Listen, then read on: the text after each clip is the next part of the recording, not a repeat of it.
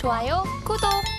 2024년 이제 1월이니까 이제 준비를 2월이네요 벌써. 그렇죠. 2월이니까 준비를 해간다고 했을 때 연초 글로벌 경제에 있어서 그렇다면 최대 화두는 어떤 거였다라고 좀 보시는지요? 화두가 좀 1월 달에 많았던 것 같아요. 네. 근데 어쨌든 그 중에서도 원탑을 딱 꽂으라고 하면 당연히 이제 말씀해 주셨던 것처럼 미국의 금리 인하 기대죠.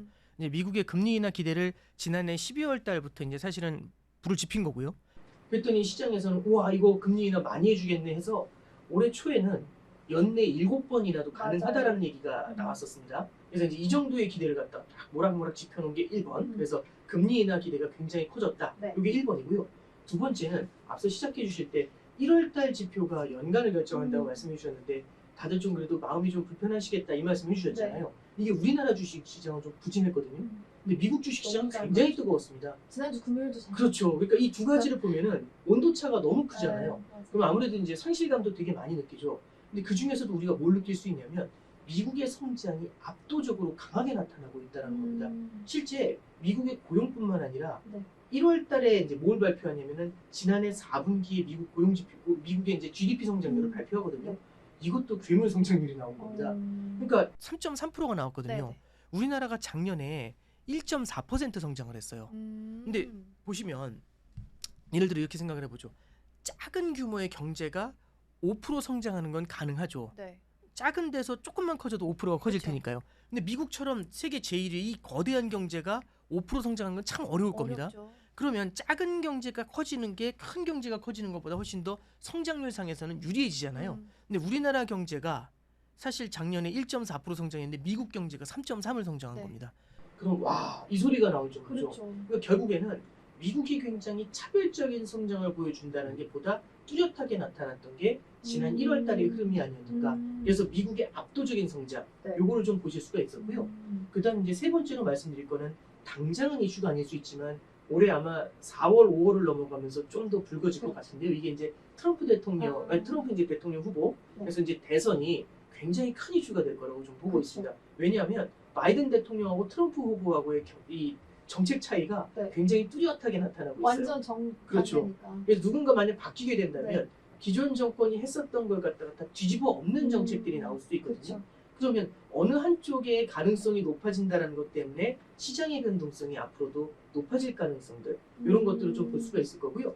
그다음에 이제 마지막으로 하나 말씀드리면 이제 후티 반군이죠. 지정학적인 리스크가 생각보다 꽤 오래 이스라엘 그렇죠. 요즘 이제 이스라엘 하마스에서 하마스 얘기보다는요 후티 반군에 맞아요. 대한 얘기가 훨씬 더 강해지면서 이란하고 이란을 중심으로 그 주변에 있는 국가들 시리아라든지 이런 맞아요. 국가들에 대한 얘기들이 보다 더 크게 나타나고 있습니다.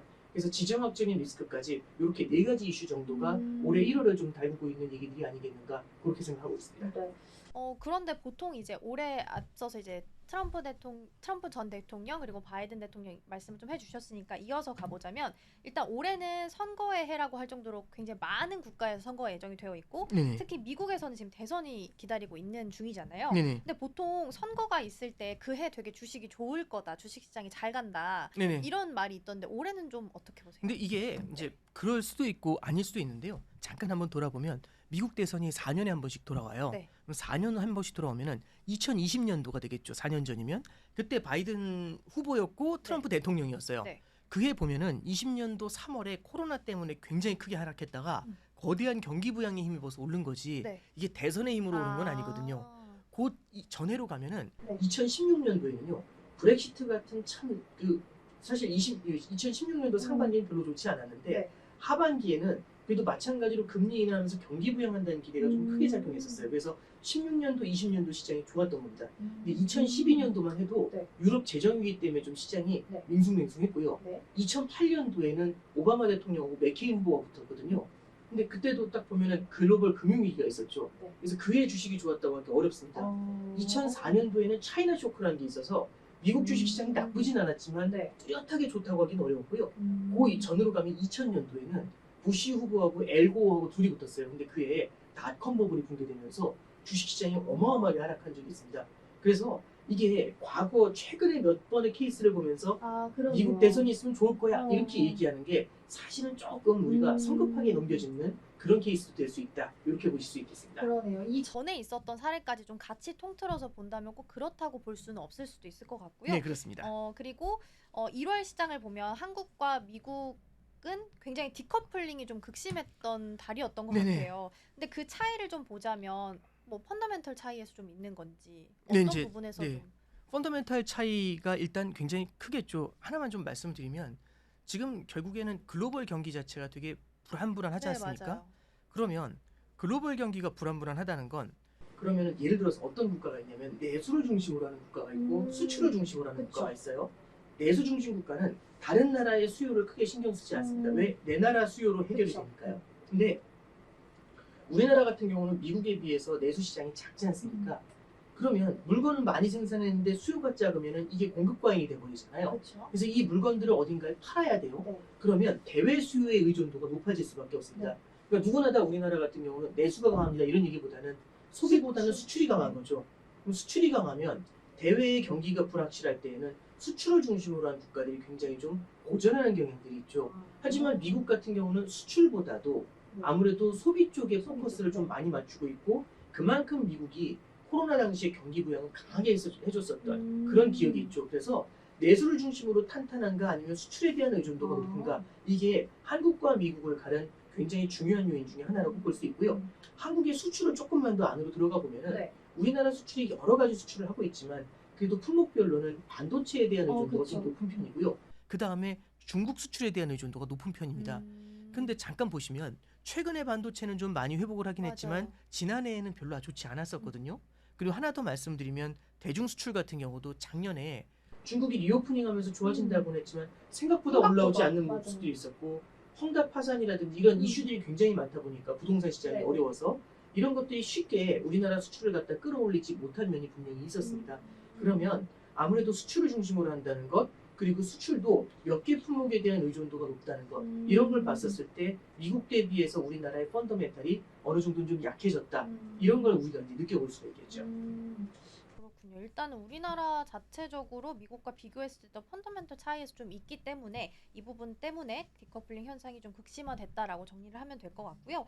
2024년 제가 아까 달이 좀 잠시 헷갈렸는데 벌써 네네. 2월이에요. 네, 그렇습니다. 그래서 시간이 많이 지났는데 개인 투자자분들께서 참고하면 좋을 올해 경제 전망이나 변수가 있다면 어떤 걸 좀 예측을 하시는지요? 일단 첫 번째 변수는 지금 이미 조금씩은 현실화되고 있는 것 같은데요. 첫 번째 변수는 시장이 금리 인하에 대한 기대가 너무 크다라는 겁니다. 이제 이걸 이렇게 좀 생각하면 좋을 것 같아요. 예를 들어서 환자가 있습니다. 환자는 병원에 오래 입원하다 보면 언제든지 빨리 나가고 싶어요. 그렇죠. 그러니까 당연히 그럴 수밖에 그쵸. 없거든요. 근데 이제 의사 선생님 오셔서 네. 회신들 다 그러신 거죠. 다음 주에 나가는 거 한번 고민해 봅시다. 이러면 환자는 어떤 생각하냐면 나 월요일에 나가나? 이 생각을 해요. 그죠. 근데 의사 선생님은 또 다르게 생각하는 거죠. 다음 주 금요일쯤에 한번 체크를 해보고 나가도 그 다음 주 이런 식으로 이제 생각하는데 네네. 우리는 최대한 빨리 나가길 원해요. 환자들은요. 맞아요. 이게 어쩔 수가 없거든요. 왜냐하면 지금의 순간이 고통스러우니까 고통스러움에서 어떻게든 빨리 벗어나고 그렇죠. 싶은 그런 욕망을 갖고 있을 수밖에 없는 것 같아요. 그러면 지금 시장이 느끼는 가장 큰 핸디캡, 가장 큰 어려움이 뭐냐? 바로 고금리죠. 이 고금리가 딱 네. 나타났는데 연준에서 얘기하는 거죠. 이제 금리 인하를 좀 한번 고민해 볼까요? 이 얘기인 거거든요. 그랬더니 드디어 시기가 왔다. 이거다라고 생각을 하는 거죠. 이거다라고 얘기를 하면서 네. 어떻게 되는 거냐면 금리 인하는 당장 3월부터 시작할 거고 그리고 연내에 7번 인하를 얘기를 해요. 7번 인하면 굉장히 많이 인하를 해주는 거거든요. 네. 1년에 FOMC가 8번 있어요. 네. 8번 중에서 7번을 인하하니까 이건 대단한 거죠. 매번 하는 그렇죠. 매번 하는 그러니까 1월 달을 못 했으니까 네. 3월부터 매번 다 하는 거거든요. 그렇죠. 네. 그래서 시장에서는 7번을 기대한 거고 연준에서는 어떻게 가이드를 줬냐면 천천히 금리 인하를 하는데 올해 3번, 내년 4번 해서 7번을 갖다가 2년에 걸쳐서 해주기. 내년 말까지 7번을 얘기하는데 네. 시장에서는 올해 말까지 7번을 다 땡겨놓은 거죠. 그래서 다들 이거 기대하고 있었던 거예요. 이렇게 할 수밖에 없어라고 기대를 했는데 네. 이번 1월 FOMC를 딱 지나면서 연준에서도 다시 한번 얘기하는 거죠. 그거 너무 빨리 생각하고 있어. 이 얘기인 거죠. 그래서 파월 의장의 워딩도 이렇게 꽂혀요. 시장이 기대하는 것보다는 좀 늦게 그리고 시장이 기대하는 것보다는 적게 금리 인하가 일어날 것 같다. 그래서 금리 인하를 안 한다가 아니라 진짜 말씀드렸던 것처럼 아무래도 시장이 기대했던 것처럼 3월에 할 겁니다 보다는 좀 네. 늦게 그 다음에 7번 할 겁니다 보다는 적게 그런 금리 인하를 얘기하는 거죠. 그래서 이 기대가 네. 시장과 연준의 기대가 서로 다르잖아요. 네. 이 간극이 좁아지는 것들, 이 간극이 아. 좁아지면서 시장이 느끼는 일종의 불안감, 네. 실망감 이런 것들이 첫 번째 우리가 생각할 수 있는 변수고 두 번째는요. 시장이 아무래도 마음속으로 기대하는 게 있어요. 이게 뭐냐면 연준이 지금 이렇게 금리가 높은데 저렇게 고집스럽게 우리 시장을 갖다 땡기고 이끌어 가려고 한다면 네. 그리고 금리를 빨리 안 내리고 버티려고 한다면 이거 분명히 이 고금리의 충격을 부메랑처럼 맞을 텐데 이런 생각을 하고 있어요. 그러니까 이 가능성이 없다라고 할 수는 없거든요. 네. 왜냐하면 지금 높은 금리가 유지가 되는데 현재는 멀쩡해 보이지만 사실은 이를 악물고 버티는 것일 수 있죠. 몸이 부들부들 떨리지만 너무 아프지만 견디고 있는 거죠. 어떻게든. 근데 네. 윽 하다가 갑자기 푹 쓰러질 수 있지 않습니까? 네. 그래서 고금리가 장기화된 것에 대한 부메랑 이게 언제든지 나타날 수 있는 위험 요인이다라고 우리는 생각해 볼 수 있겠죠. 그다음에 이제 마지막으로 네. 이것도 마찬가지로 우리가 예상할 수 없는 변수인데만 네. 이제 후티 반군에 대한 말씀 드렸지 않습니까? 네, 네, 네. 수에즈 운하를 막고서 그렇게 시위를 하게 되니까 네. 이 배들이 다 희망봉으로 선회를 해서 돌아요. 이러면 운임료가 상승을 하게 되는데 그렇죠. 혹시 이거 기억하실지 모르겠는데 21년도 3월 달에 어떤 일이 있었냐면 네. 수에즈 운하가 있는데 수에즈 운하에 큰 배가 지나가다가 네. 이 걸렸어요. 그래서 운하를 막아버렸거든요. 한 일주일 정도를. 네네. 이걸 아마 이제 그때 당시에 뉴스 보셨던 분들은 아마 기억을 하실 겁니다. 이게 딱 막혀 있다 보니까 그때 얘네가 지나가지 못하다 보니까 그때 운임료하고 이런 것들이 다 폭등을 하게 됩니다. 그러면 예를 들어서 네. 물품을 배송을 받는데 운임료도 비싸진대요. 그렇죠. 그 두 번째는 언제 올지도 모른대요. 기간이 길어져. 그렇죠. 그러면 일단 당장 사람들은 어떻게 하냐면 4, 5월에 사야 될 걸 미리 땡겨서 살 수 있겠죠.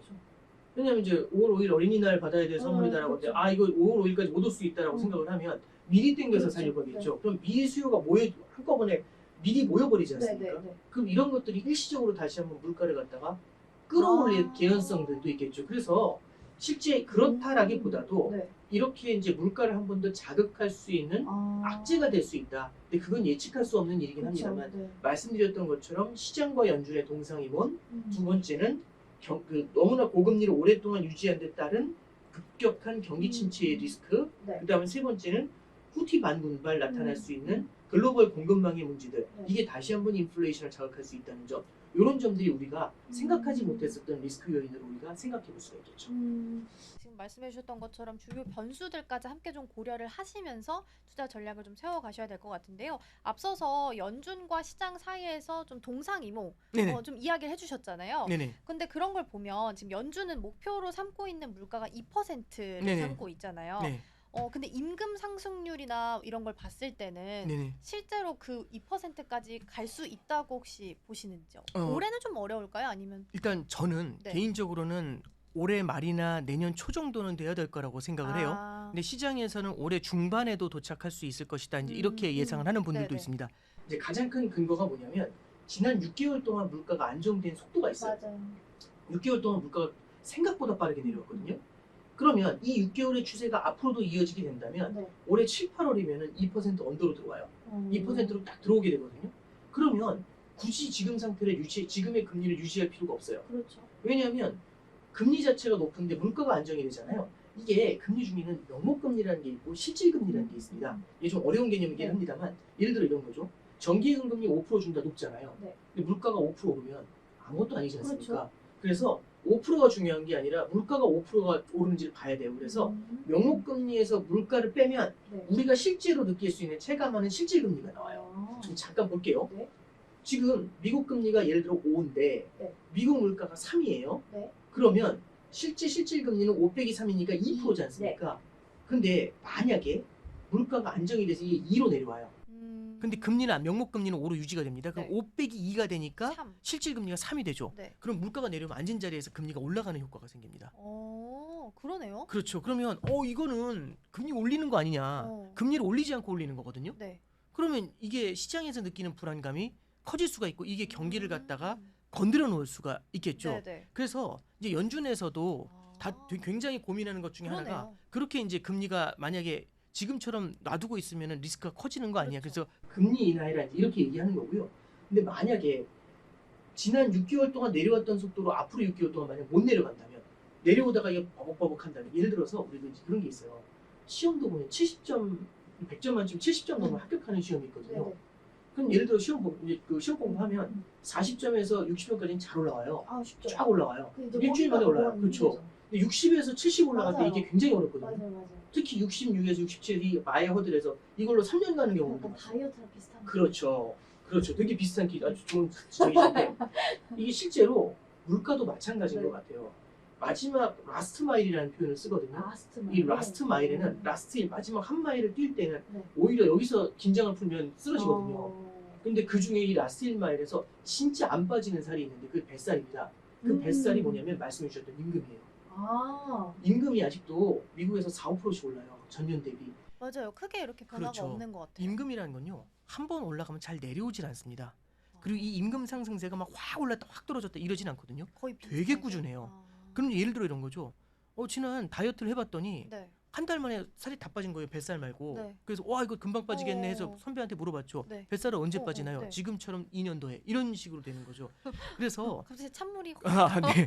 네. 그래서 이제 마지막 이 1마일이라는 게 네. 생각보다 시간이 좀 오래 걸릴 수가 있고요. 아. 이러려면은 경제가 조금은 좀 쿨다운, 그러니까 뭐냐면 약간은 좀 뭐라고 해야 될까요? 둔화될 필요는 좀 네. 있습니다. 경기 침체까지는 아니지만 네. 그렇게 된다라면 저는 올해 연말이나 내년 초중반 그 정도면 2%로 수렴하는 거를 보실 수가 있을 것 같다. 그렇게는 기대를 하고 있습니다.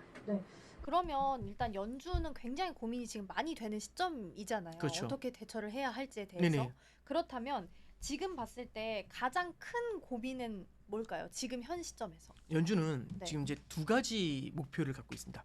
이 두 가지 목표가 네. 뭐냐면 고용을 극대화하는 것도 있고요. 물가를 안정시키는 목표도 있어요. 고용과 물가 이렇게. 네, 그렇죠. 근데 이 두 어. 가지가요. 사실은 약간 모순적이에요. 왜냐하면 네. 고용을 극대화하면 사람들의 임금이 올라가니까 사람들이 소비를 많이 하고 그렇죠. 소비를 많이 하면 물가가 올라요. 물가 오르니까. 그럼 물가를 자극하잖아요. 네. 그럼 물가를 잡기 위해서 금리를 올리면 네.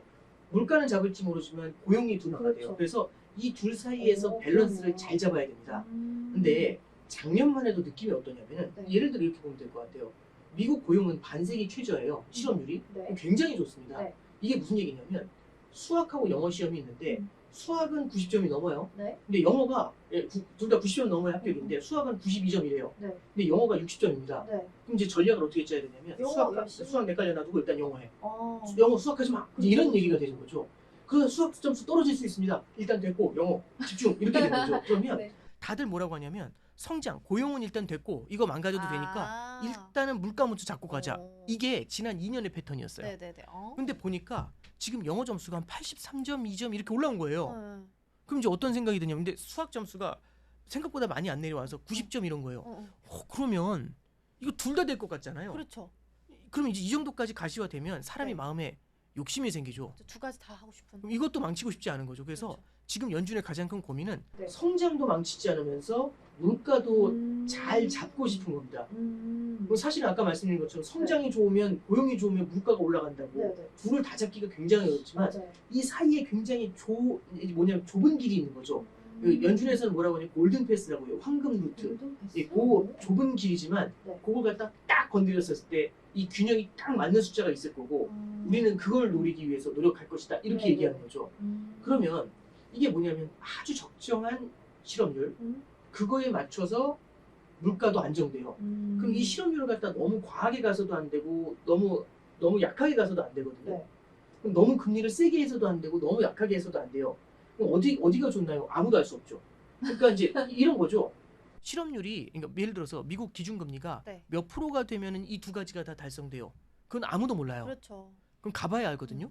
그러면 그게 예를 들어서 지금 미국 금리가 5.25인데 네. 예를 들어서 4.5면 된다라고 한번 생각해 보죠. 예를 들어서 네. 누구도 모르지만 그럼 4.5가 될지 얼마가 될지 모르잖아요. 네. 그럼 금리를 팍팍 낮춰야 될까요? 아니면 조금씩 천천히 낮추면서 한번 재봐야 될까요? 저라면 조금씩 그렇죠. 낮춰서 재보면서 할 것 같아요. 조금 낮춰보고 아닌가? 맞나? 맞아요. 이걸 좀 보겠죠. 아니 조금 더 내려도 될 것 같아요. 조금 더. 그러니까 우리가 이제 음식에다 이렇게 소금 넣는 것처럼 그렇죠. 이러면서 계속 맛을 봐야 되지 않겠습니까? 네. 막 집어넣는 게 아니라 조금 넣고 그렇죠, 맛보고 그렇죠. 조금 넣고 맛보고 이렇게 가야 되잖아요. 그러다 보니까 괜찮아요. 음. 오 4.5네. 이렇게 찾아가야 되지 않습니까? 그럼 연준 입장에서는 뭘 하고 싶은 거냐면 금리 인하를 하더라도 예측을 해가지고 확 때려 넣는 게 아니라 무언가 조금 움직이고 난 다음에 체크를 하고 조금 움직이고 난 다음에 체크를 하고 무언가 지표 데이터를 네. 확인하고 오고 싶을 겁니다. 그래서 굉장히 많이 나오는 얘기 중에 모두가 다 뻔하다 하지만 데이터 디펜던트라는 맞아요, 말을 제일 맞아요. 많이 써요. 그 얘기는 뭐냐면 데이터 디펜던트 하겠다는 얘기는 모르겠습니다라는 얘기를 되게 멋있게 한 거거든요. 모르겠습니다. 보고 그래서 가겠다. 보고 갈게요. 결과 나오면 그럼 이제 그래서 기자들이 다 물어보거든요. 기자회견에서 어떻게 될 것 같냐고 모릅니다. 보고 그때 대응하겠습니다. 그래서 우리들의 팔러시, 우리들의 통화 정책, 금리 인하 같은 건 미팅 바이 미팅에서 결정된다고 얘기하거든요. 그러니까 매 미팅별로 다시 다 그때 고민하는 거지. 다음 달에 얼마 내리고 그 다음 달에 얼마 내리고 이렇게 평가 이미 예상해 놓고 짜는 게 아니다. 이런 얘기를 굉장히 하는 거죠. 그래서 두 개의 목표를 이루기 위해서 신중한 행보를 가져가려는 게 연준이 갖고 있는 가장 큰 고민이다. 이렇게 볼 수 있을 겁니다. 좋아요, 구독!